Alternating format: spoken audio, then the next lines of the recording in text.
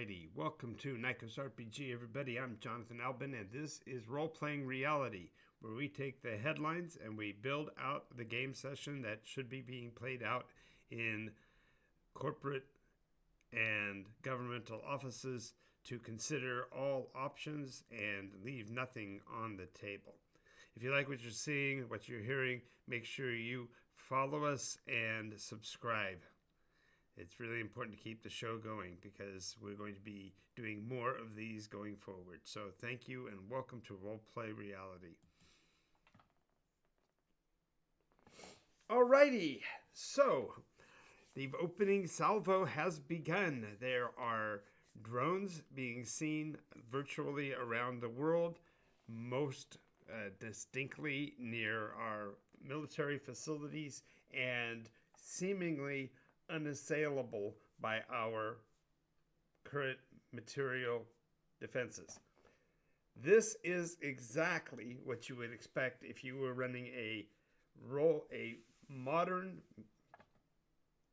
story, a modern RPG in a game such as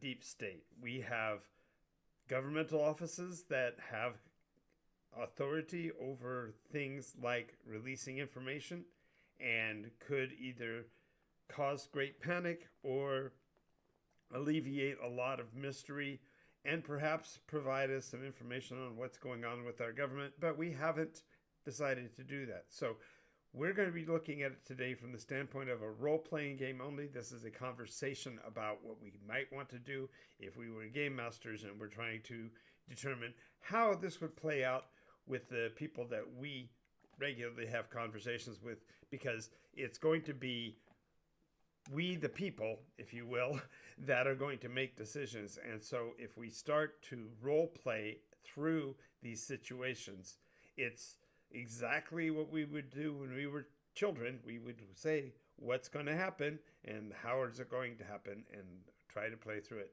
Now, in this case, the game master is going to be me only because I've got the mechanism called NycosRPG that allows us to accommodate for all of the different possible genres in one easy step. And so we're going to be using the NycosRPG mechanism. I'll be assigning some numerical values for what I perceive to be the possibilities.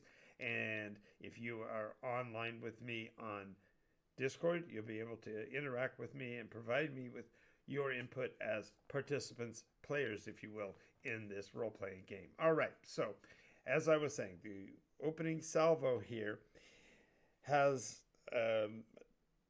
the state of our governmental system is that we have the stance of disclosure. We've been doing, over the last few years, several very intriguing conversations about what we know and what we don't know, and how those who are in the know can either provide additional information or be compelled to not disclose depending on the governmental stance. So we're going to have to take that into account when we look forward to what the possibilities might be. So several years ago, there were releases of information, including photographic imagery, grainy in some places, sophisticated in others, but generally providing only kind of a shiny object approach to disclosure, saying here's some piecemeal information and open disclosure that it's happening on a daily occurrence. And as we have begun to kind of piece together the evidence from older times, using, for example, let's say in a role-playing situation, one of the characters of the story might be a former military officer who did experience something like that, and he's rolling against his historic knowledge. And so since it's his actual empirical test, it would be an empirical knowledge check. What is it that he physically knows, and then tries to correlate it with the additional information. So that would be a skills check against that empirical knowledge. And generally empirical knowledge kinds of skills would be fairly advanced because you would draw on it quite a bit. We pull upon what we see and try to make it make sense. And that's really the essence of role play games, is how do you make the information make sense. And so you would roll against, say, a skill. And since we are starting out with this is the very first of these sessions, I'm going to assess it's a fairly reasonable, say, 35%.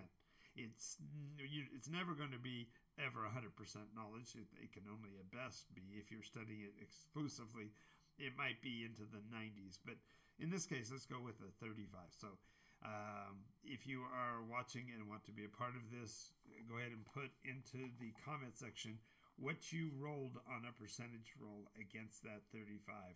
And in the next episode, I'll give you the outcome from it. Generally, for example, if you have a 35, that gives you roughly a 70% chance of knowing something that's useful, something that ties into the context. Maybe you saw the object yourself. Maybe the persona that we're referring to is a governmental pilot, and perhaps he's seen reports of such activity in the past, and maybe there's something in that that's going to trigger your knowledge. But this will only be, therefore, a tangential piece of information, and at the very best, you had a direct one-to-one correlated event that happened in the past, and you can recall what the government might have done with that. Perhaps you're instead going to decide to represent that you're playing a person who is in the know, who does have that information. Then you have to really determine what level of threat does such a thing represent. Because if it's significant, then the value of that die roll might be really important. So you might want to consider using your name tag if you fail. These things that I'm referring to are from my own personal games. So as we are looking at the role play of this event, realize we're going to be introducing you to some of the elements of the game.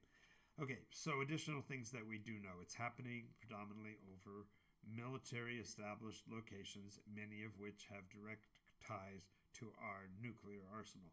That may or may not be true in other countries. We, of course, don't know necessarily where their arsenal is. If they're members of the various treaties like SALT II or whatever, and those haven't been rescinded, then they would be compelled to share that information with us, at least in theory.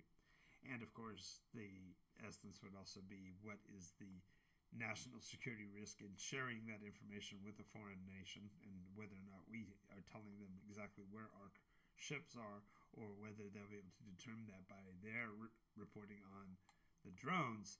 There's a lot that might be going into play here.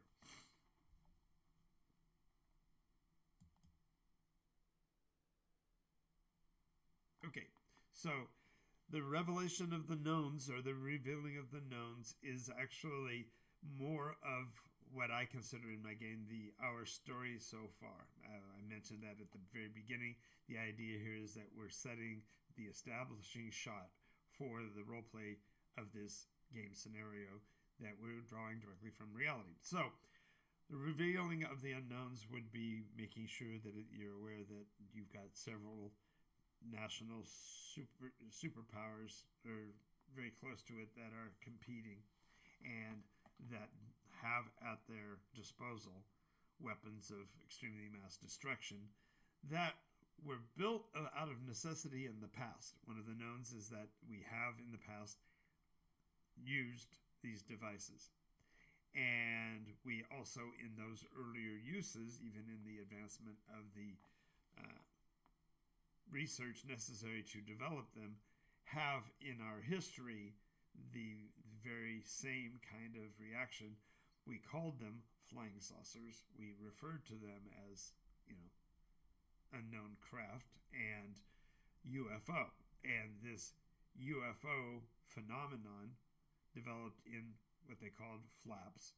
And the flaps generally were associated with the dangers and threats that nuclear war represented in the past.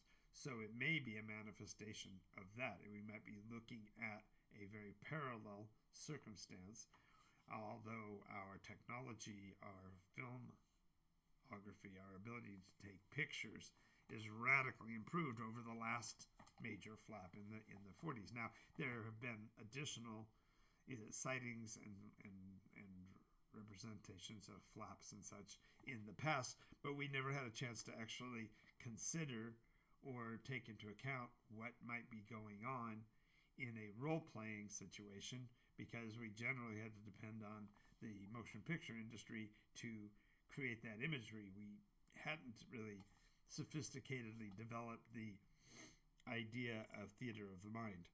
And the fact that we're now looking at this from a collective nature, that we have dozens and dozens of sources, and the dozens and dozens of sources can be either corroborated or debunked, is kind of important. So going into the revealing of the unknowns, it may be such that as you, the players, determine what personas you want to take on, there may be additional clues or evidences that haven't been developed or questions even asked.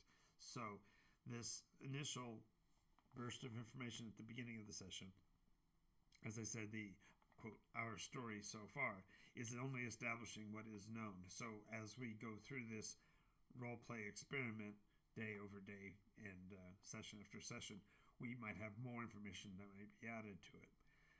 The call for additional disclosure obviously is a ongoing impetus for the release of this information. The desire for people to get views on their videos means that they're going to sensationalize, at least at some level, the information that they are privy to. And there are also going to be those that establish what is collectively now known as fake news, in order to embellish, amplify, and make this environment more ripe for additional views on our content. And in like that fashion, when we talk about, therefore, the revealing of the knowns that we have now, we have all of the FOIA mechanisms now to ask for such information from our established leadership. We have the capacity to review all of the material that's already been released. We have several established resources for technological gathering of data beyond that, such as MUFON and the different organizations that are CETA is another SETI. Search of Extraterrestrial Intelligence is another example. We have, of course, NASA, and we have groups like SpaceX who are already building empiric data on what's possible or what we might be able to establish to give a baseline of what this technology might represent. But the idea here is that in the revelation of the knowns, it is establishing our initial role-play scene where we as characters can start to interact with the story. As I mentioned, the idea of the gathering of data now begins in earnest in the game mechanism of NycosRPG, and that is the players establish what they actually have to work with in terms of resources themselves. Perhaps they have direct phone evidence that they've collected where their own eyewitness testimony gets added to the cacophony. Now, we know that the accuracy of hearsay is such that it's only a form of circumstantial evidence. We can hear that somebody said that they saw something, and we can see the video of what they've seen, but we have no way to verify the veracity of that, because that would take a level of sophistication and technology that perhaps we don't know. Now, this evidence from phones, the pictures that are coming in of the drone activity or the UAP phenomenon is now subject to technological review, where the people who do have that skill in such technological advancement can at least pull for themselves a modicum of empiric and recognizable evidence. And so as the story would go on, I as Game Master would adjudicate those findings, not in any kind of formalized way, I'm not the authority because I'm not behind the activity, but knowing how many of the stories are seemingly accurate, how many of them are debunked, how many of them have additional evidences that improve or amplify the overall knowledge helps us to build this story towards a conclusion. Now, we haven't yet even determined whether this is a session of roleplay, if this is a series, or if this is a saga. That will develop over time as we see how long the flap continues, how many new sources are coming on a regular basis and such. But having the ability to look at probabilities of things being true and adjudicating what those will be really help us to get a feeling for whether this game feels like a comedy or a drama or a horror show. We have no idea. At this point, the evidence doesn't show that because the drones have been standoffish and have not directly engaged. However, the very fact that there are preponderance of these locations that are sensitive in nature does lend themselves to a level of threat that we haven't seen in a while. Now, again, going back to the previous evidence, if we're looking to somebody who's had an empiric condition decades ago, it only verifies that the personality of the interacting UAP/drone controllers is itself apparently not malevolent. It may be benevolent. We can't verify that yet, but we can tell that there's definitely something going on that is worth investigating. And those empiric stories from the past can be reviewed. Now, this leads to something else that's fascinating. It is evidenced in the world of NycosRPG, the very games that I run, that the factor of memory in empiric data is itself malleable. And so we have to be careful to realize that a direct one-to-one correlation with something that happened 25, 50, 100 years ago is not going to be as accurate as you might think, because people's thoughts and memories are themselves subject to change. And ironically, that actually plays into our hands, because we're going to be able to reconcile things that were of for example, a horrific nature in the past into a modern, more accessible information, because we can explore that memory. So, for example, if we look at the War of the Worlds aspect of the that Orson Welles was involved with in the 30s, really give us kind of a feel for that, because our wonder and challenge of the way things went in that time frame showed that the oral acuity of the listeners of that program was sufficient for them to actually be immersed in the scenes. Therefore, we're talking about very much the idea of the theater of the mind, which is the playground, if you will, of NycosRPG. We're literally on the playground as children in this world, and we're looking at the evidence that is being provided us by the world around us. So the physical evidence from our phones, the empiric evidence of our own experience, and the historic evidence of our knowledge of the past all are playing in to make this the perfect ground for the advancement of our imagination and our creativity, because we can now look at those as standoff data. We can actually look at them, and the game master, in this case myself, I'm not the only one that can be validating these pieces of evidence, because sure, anytime somebody debunks a UAP story, we can remove it from the data stream and say that's not relevant, so let's work on the pieces that are. But even so, it's important to note that the concept of data collection that goes on in a role-playing game really is a matter of empirical desire, and drilling down through the layers and depth of data does give us bright points of unassailable data. We have the more specious long-term information that we are provided by the government that may or may not be true, but definitely shows motive.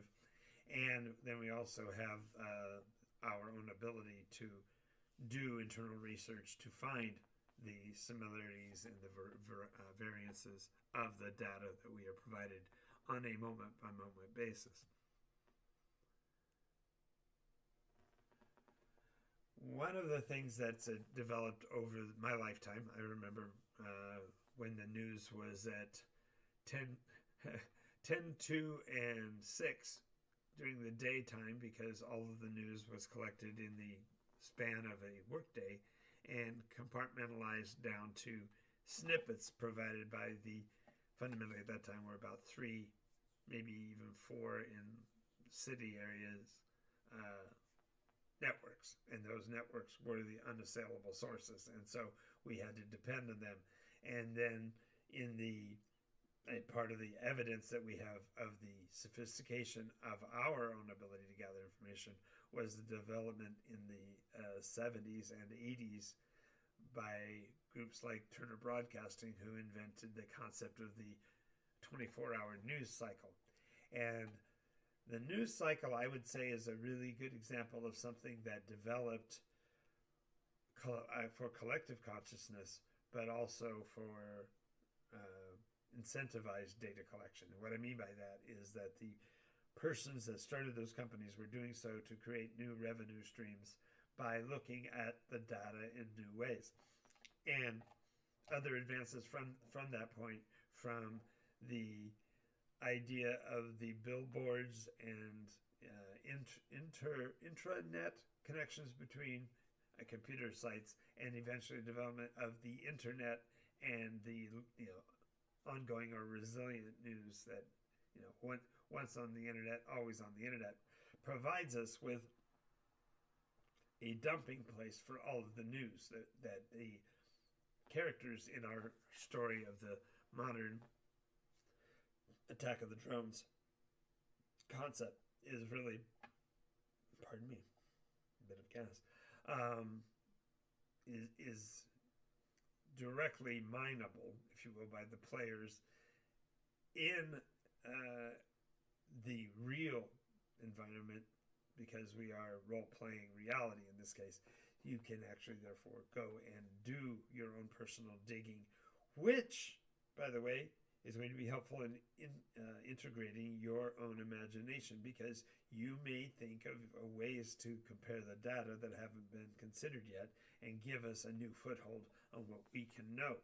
And what's fascinating about this, and actually associates with Nykos directly, is that the player's interaction and the player's reactions to the data do far more to change the very game session, because the storyteller can't know what's possible until the players attempt it, and then with their in-game die rolls, and in this case the actual validation of their claims, actually drives us towards a more enriching reality. Now notice, when we're talking about this role-playing mechanism, we're not talking about picking up a weapon and going to war.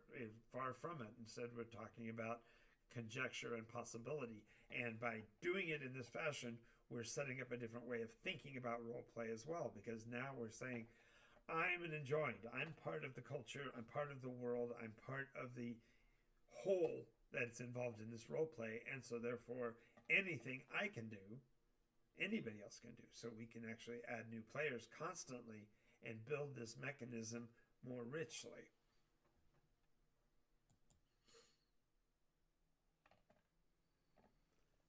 Which leads us to the idea of the 2A claims. And this is really kind of important, because the concept of the Second Amendment in the government, the Bill of Rights of the American country, the U.S. country, really is about positing the original terminology of the way the Founding Fathers stated that Second Amendment. Because if we're talking about technology that is beyond our ken, if we're talking about drones that defy our ability to combat them, then does make a lot more sense that the ability of a civilian to protect his or her belongings by having and keeping and maintaining arms becomes more useful because the government simply can't accomplish it, as evidenced in the case of those interactions where we're sending out fighter craft that can't even pursue or connect with these drones, UAPs, whatever you want to call them.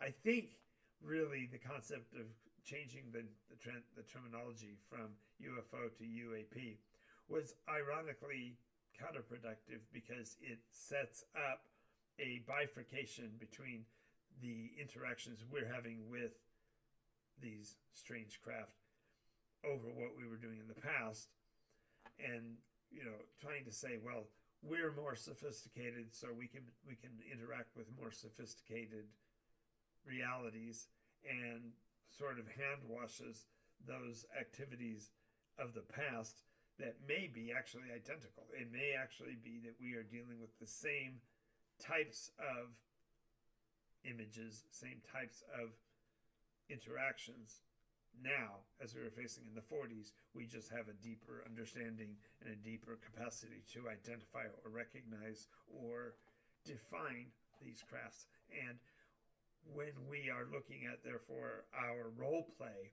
of this reality, we have to take into account that our Second Amendment rights might actually allow us to hold on to even more sophisticated weaponry.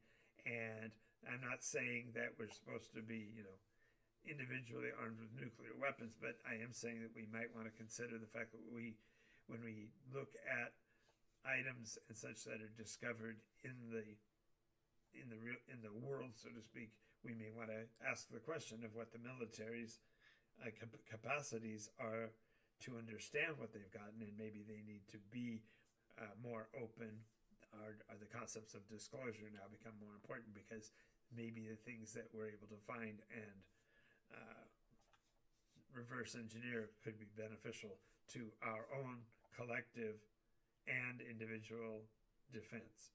So I'll leave that there. But that's an area of the role play that needs to be considered when looking at the very concept of this possible attack of the drones, because we don't know what their purpose is, but we certainly should be considerate of what that might be.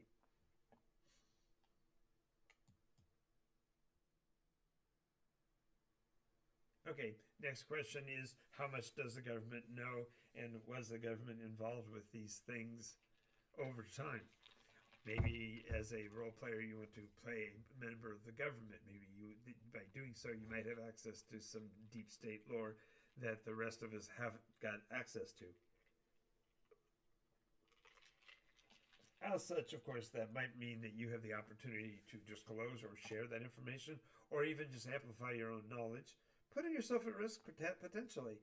But the idea here is that if we are able to drill into what the government is doing, has been doing, and did in the past, we're able to start breaking this story down into more bite-sized pieces.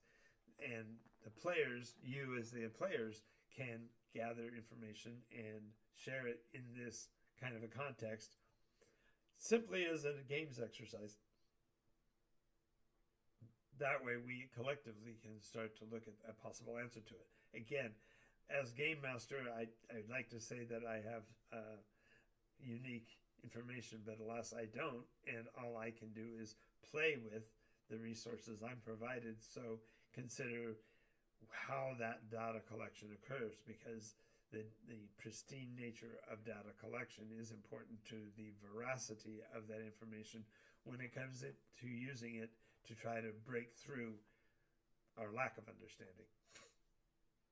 So what is the government's purpose for its attitude? Perhaps we have negotiated some agreements with extraterrestrials. Maybe they're not extraterrestrial. They might be extra-dimensional. We honestly don't know. But by starting to try to role-play the reality of it, we can start to connect the pieces in non-traditional ways, and therefore perhaps come to new insights that wouldn't be possible otherwise. That doesn't mean we're adding weight or taking away weight to evidential pieces. So the collection of data, if it's done altruistically, is awesome, but is not necessary. We can simply start to make additional conjectures based on what we do have at hand.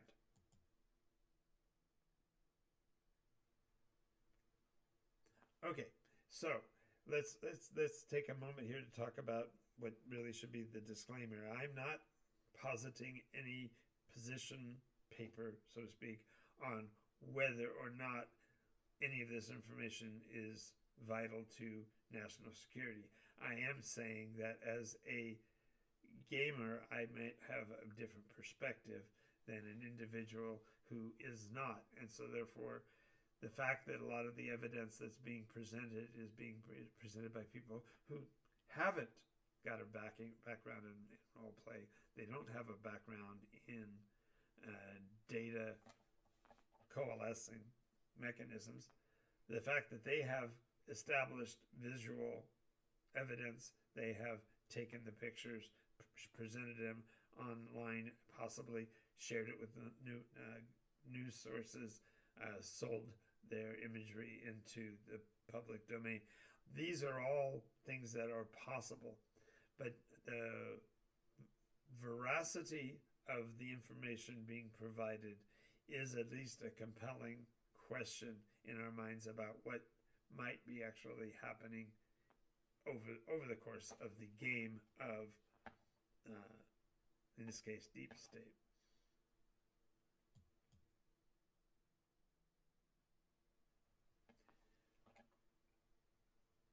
As noted, most of these reports are establishing that there is a connection between this flap, this expansion of visual evidence, with the specifics of military locations that may or may not have any direct ties to our nuclear capabilities. And that's whether here or over other nations. This manifestation is almost like a triggering of the fame of the previous flaps and saying it's happening again, and we have to develop new ways to approach it. Otherwise, we are showing the insanity of our peoples if we simply treat it the same way we did in the past. So yes, it's a good thing that we're role-playing this mechanism, because in play we're able to suspend our disbelief and say, okay, assuming it's true that we are having a invasion, not maybe one that lands on the ground, but definitely manifests in the sky. This also tends to be something that can, on the extreme, could be validating stuff that is of a religious rather than historic nature. So maybe we need to have some people in the game of this deep state condition to be role-playing the reality of what if these are religious conditions.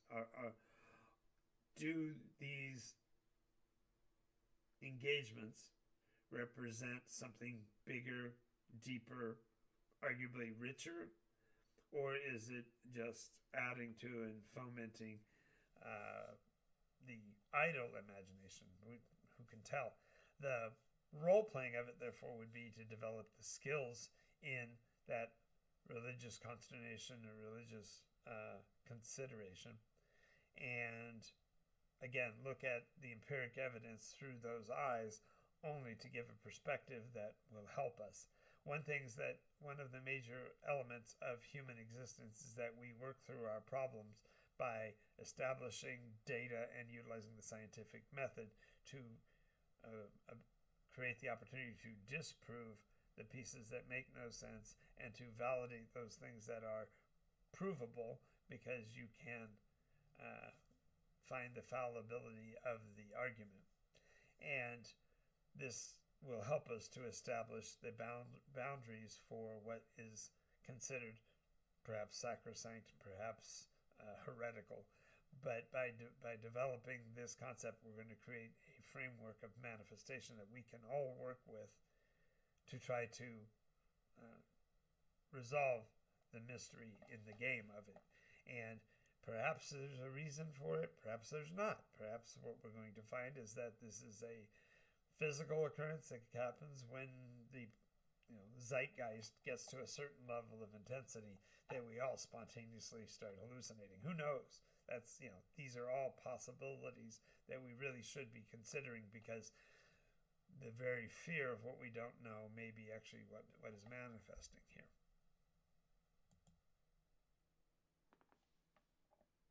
All right. So, bringing all of this home, we are looking at a role-play manifestation. We're talking about things that are happening in the real world that could be played out in a role-play game and would make like a fantastic series of movies if you think about it. Each little piece of this might be associated with something else. I was just fascinated that my own video feed started giving me data on unsolved mysteries of the past that are aviation related. The concept of Amelia Earhart, the details of the visiting of the Arctic regions by Admiral Byrd, the concepts of hollow earth, the military action that followed World War II, where we had the largest manifestation of the naval fleet of the United States sailing to Antarctica. These are all very interesting pieces that are now starting to manifest interest again, that may be literally just our opening of our eyes to the physical that is happening in the here and now, and how that might be a replication or a research into those ancient concepts.